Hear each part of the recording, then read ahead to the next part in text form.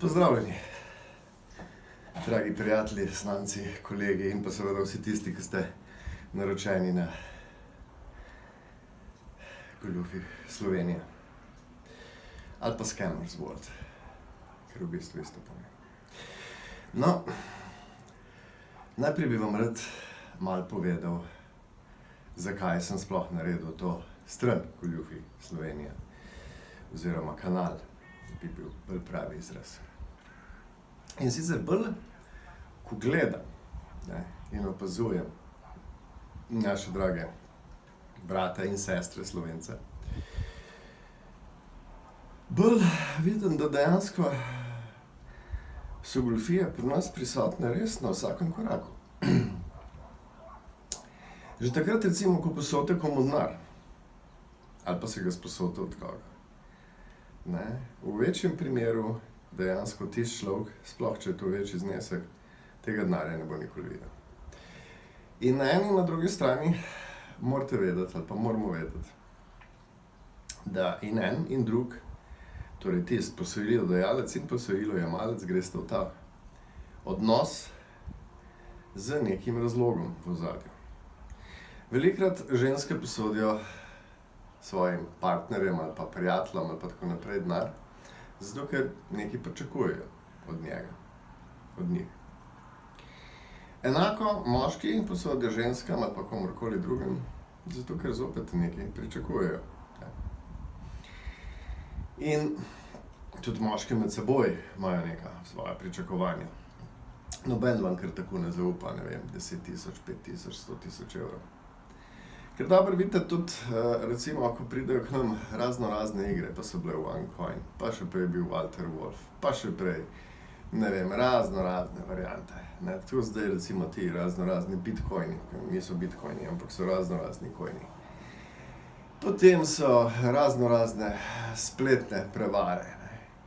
Da ne govorim o tem, ko se reče pigs butchering, ne vem, če ste slišali ta izraz, v Sloveniji mogoče ni toliko popularen, ampak kaj se tukaj zgodi? Pač nekdo vas pokliče ali pa vas kontaktira prek Facebooka ali pa kakorkoli že. Bi rekel, in to ponovadi, predvsem gre na starejše, bolj osamne ljudi. In potem jim dejansko, bi rekel, godi, kot se temu reče. Torej jim govori, kako so fantastične punce, kako so, ali pa ženske, kako so luštne, kako so zaljubljeni v njih in tako naprej.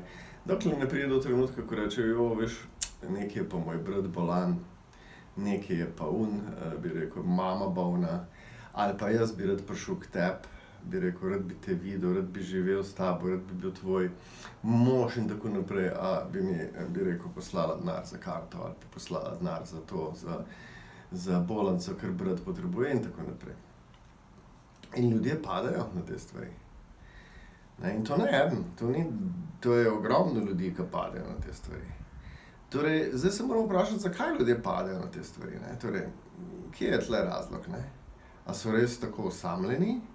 A so res tako nezaželjeni? Ali je tukaj drugega? In ne glede na to, kaj je razlog, jaz ne vidim tukaj, bi rekel, nobene praktično goljufije, ker v bistvu vi ste sami ali pa same dale svoj denar. In na to se potem pritožujejo, zdaj se mi pa več na oglas, poslala sem 10.000 evrov, 100.000 evrov in tako naprej. In kako se več na oglas? Zakaj se več na oglas? Zato, ker pač njegov namen ni bil ljubiti vas, ampak je bil njegov namen enostaven, da pač pobere čim več denarja od vas. Prav tako vidim ogromno mladih iz raznih držav, Belorusija, Rusija, bi rekel, Slovenija, ne vem, sicer za Slovence še nisem slišal, ampak spomnim se pa za Slovence, za katerega sem slišal, to je bilo pa čisto na začetku, tam okrog 90-ih letih, ko smo dejansko dobili iz Gambije ali iz nekje na nek način potrdilo, da imamo tam neke naftne ploščadi in ne vem kaj že vse in da bodo tu vse na nas napisali.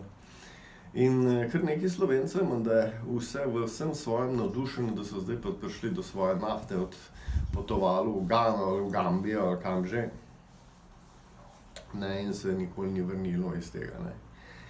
In jaz menim, da več kot očitno je to nek grid, ta nek pohlep, ki nas vodi, ne. In v bistvu, ne vem, če vidite, da so na neki stvari zelo, kako bi rekel, enostavno lahko zaslužite ali pa dobite kar neke naftne ploščadi tam nekje sredi morja in dobite potrdila od Bank of Nigeria, meni se zdi, da je bilo takrat. In vi verjamete v to, potem je nekaj hudo narobe. Ne? In jaz tudi bi rekel, se ne čudim, da ti ljudje zginejo in tako naprej. In bi rekel, s tem, ko grejo pogledati svoje naftne ploščadi. Enako tudi bi rekel, marsikatera ženska verjetno zgine, ko gre v Nigerijo ali pa kamorkoli že po svojega dragega moža. In ne vem, kaj vam naj rečem, ne, bi rekel, tle je jasno, da bi rekel, ste na nek način sami pri sebi goljuf, ne. Če pač enostavno padete na take, kako bi rekel, obljube, ki nimajo nobene veze z realnostjo. In ne vem, ali je to mogoče kaj povezano z našim verjetjem v, bi rekel, kulte raznorazne. Tako kot sem zadnjič opazil, ste pač uspeli, so nekateri ljudje oziroma ena oseba je odrezala glavo kipu v Velenju, ne. In je zanimivo, ko sem poslušal intervju z njim, gospod jasno in glasno rekel, da je glavo odrezal predvsem zaradi tega, ker se mu je zdelo, da se bodo ljudje potem, ko bo odstranjen ta kip oziroma glava, združili. In mi nikakor ni bilo jasno, kako lahko nekaj takega človek pomisli, ne, če jasno in glasno, kolikor gre meni znano, je Tito precej združeval in svet in tudi naše, bi rekel, naših 6 republik v Jugoslavijo, kajti ravno po njem smo tudi razpadli. In če že govorimo o združevanju, na to je ta gospod rekel, da bi rekel, da vidi veliko ljudi, ki hodijo mimo tega kipa in začutijo bolečino ob pogledu nanj. Tule se tudi sprašujem, mislim, kako vam ni jasno vsem tem ljudem, ne? Če vi čutite bolečino, ne, ko pogledate neki kip Tita, recimo, iz Jugoslavije, ki je, ne vem, kdaj je bila nazadnje, bi rekel, to je 40 let nazaj, še malo več, odkar je Tito umrl. In vi v 40 letih še niste odpustili in predelali te svoje bolečine. Potem ni problem v tem kipu, ne, ker kip je mrtev, nima nobene veze z vašo bolečino, ne, ampak je problem v vas. In v vseh tistih ljudeh, ki čutite bolečino, pa naj bo to ob Titu ali ob drugih ljudeh ali ob pogledu na nekatere ljudi, to pomeni, da vi nekaj nimate počiščenega. In bi vam zelo svetoval, da mogoče obiščete kakega psihiatra, ne, ki vam bi lahko pri teh stvareh pomagal. Ali pa, da pogledate v kakšne seminarje, hipnoze ali pa kaj podobnega, da ugotovite, bi rekel, iz kje iz otroštva izhaja ta bolečina, ki jo še zdaj nosite in jo začutite v pogledu na Tita ali pa na nekoga drugega. Ker podobno se mi zdi, da se dogaja po celi Sloveniji, kot da, bi rekel, nekako smo se razdelili na 2 klana. In tudi ni važno, kdo in kako razmišlja, ampak so v 2 klanih. In sicer govorimo o levih in govorimo o desnih. In najbolj zanimivo, kar sem opazil, je, da so desni, bi rekel, zelo agresivni. Tudi bi rekel, ne vem, če bi kdaj levi kdaj pomislil, da bi šel grezat glavo od nekega kipa. Medtem ko ta desnost je več kot očitno neka kultna zadeva, ne. Ker, bi rekel, noben ne operira s preverjenimi informacijami, ampak z nekimi informacijami, ki jih nekdo od vrha poda. In to opazim, bi rekel, povsod v Sloveniji. In to je ta goljufija, ne, ker dejansko ljudje danes več ne razmišljate s svojo glavo, kljub temu, da imate internet in da lahko marsikaj preberete, karkoli preštudirate. Recimo, jaz še danes, bi rekel, včasih nisem prepričan v neko stvar ali pa neko dejstvo, ki sem se ga učil v šoli ali pa kjerkoli, ali pa prebral o njem. In preden izrazim, da je to dejstvo, karkoli že, bi rekel, dejstvo oziroma resnica, bom preštudiral na internetu, bom premislil svojo glavo, bom, bi rekel, pogledal dokaze za to, da je to res. In seveda neke raziskave. Vi pa brez kakršnih koli raziskav, nekdo reče, da je to zeleno, je to zeleno in konc. In ste pripravljeni se skregati, pripravljeni rezati glave, pripravljeni koga ubiti in tako naprej. In moram reči, da tudi pri desnih, ne vem, ste desni ali ste levi, kakor se koli orientirate, ampak sem opazil, da tle dejansko so sami goljufi. Ker tukaj ni, mislim, zaradi tega, ker moja mama je nekoč dobro rekla, tam, kjer se tisti, ki se pritožujejo, tistim je treba vzeti. In bi rekel, kakor jaz poznam te desne, kakorkoli orientirane, to je sam skupek nekega pritoževanja, skupek nečesa, nekih zamer, in to je več kot očitno, da dejansko niste več objektivni v življenju. In jaz vam drugega ne morem reči, kakor poišče si psihiatrično pomoč. Vsi ti goljufi, ki zdaj spremljate. Ker, recimo, poznam enega zelo dober primer. Gospod vsako leto išče račune za svojo firmo, da dejansko plača manj davka. Vsako leto. In to govorimo o 100,000 evrih. Na drugi strani je pa poln tega, kakšna je ta leva vlada, kako mora on zdaj plačevati za vse te socialneže, ki so na socialni. In kako ti socialneži nič ne delajo in kradejo tisto socialno. 500-600 evrov, koliko vzamejo vsak mesec, ko nimajo službe. Ampak to, da pa on, bi rekel, ukrade državi toliko in toliko davka, tega pa ne vidi.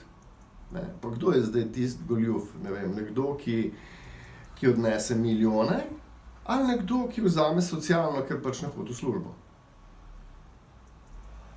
Ne vem. In to, bi rekel, poslušam resnično prav pri dejansko teh ljudeh, ki so nekako bolj desno usmerjeni. Torej, bi rekel, nikoli se ne bodo pritoževali nad direktorji ali pa nad CEO-ji ali pa nad politiki, ki ukradejo ogromne milijarde. To jih ne zanima. Njih zanimajo tisti ljudje, ki imajo manj. Tisti so problem v tej državi. Zaradi tistih ta država ni taka, kakor bi mi radi bili. In to je tisto vprašanje, ki ga imam za vas. Malo razmislite o tem vsem. In pa tudi opazujte, saj ni treba, bi rekel, tudi meni ne verjeti. Opazujte, pogovarjate se z ljudmi, ki so desno usmerjeni, pogovarjate se z ljudmi, ki so levo usmerjeni. Pa boste videli. Jaz pri desnih v glavnem sem opazil ta nastrojenost in ta jeza in tako naprej, ampak to je dejansko samo stvar, ki ni razčiščena, niso stvari iz otroštva. Vi imate svoje zamere, ki še zdaj, bi rekel, niste nikoli razčistili. In tu se tudi vidi pri ogromnih firmah, tudi, bi rekel, pri vašem delu. In, bi rekel, imam tukaj tudi, bi rekel, ko bi rad omenil, ker sem, bi rekel, zdaj zelo opazval, recimo, kar nekaj slovenskih firm. Ampak to je za naslednji prispevek. Tako da to je to, za začetek Goljufi Slovenija. Poglejte v to, kje ste zgoljufali, kaj ste zgoljufali in koliko še zdaj goljufate. Vedite tudi, morate, da dejansko goljufija je tudi, da hodite nekam v službo, kjer dejansko dobivate plačo, delate pa ne tisto, kar vas veseli, ker dejansko na nek način samo nabirate to svojo, ko bi rekel, jezo in svoje razočaranje znotraj sebe. In slej ko prej bo to udarilo ven. Ali prek bolezni, ali prek drugih stvari. Ker v bistvu s tem lažete sami sebe. Tudi najbolj zanimive goljufije, ki sem jih videl, je tudi ta, da svoje otroke poskušate prepričati z raznimi darili, da delajo tisto, kar jim vi rečete, ali pa kar bi vi radi. Da jim kupite avto, če grejo na določeno fakulteto. In tako naprej. Če kot nekaterim še vedno rihtate službe, ker jih imate za nesposobne in potem mislite, da bodo ratali potem sposobni in jih gurate, kot se temu reče, ali pa rinete do vrha nekih zaposlitev. In potem se tudi oni temu primerno tudi obnašajo. Saj mislijo, da to niso ne službe, ki jih njih zanimajo. Zakaj bi jih opravljali tako, kot je treba. No, to je to. Želim vam lep dan. Zaenkrat goljufi Slovenija. God Franci. Tako da, če želite več zvedeti, ne, o goljufih, ne, ali pa če imate kakšnega, ne, ki bi ga radi predstavili, napišite dol v komentarjih, pa si bomo malo pogledali. Ljubim vas vse, God Franci. Bye.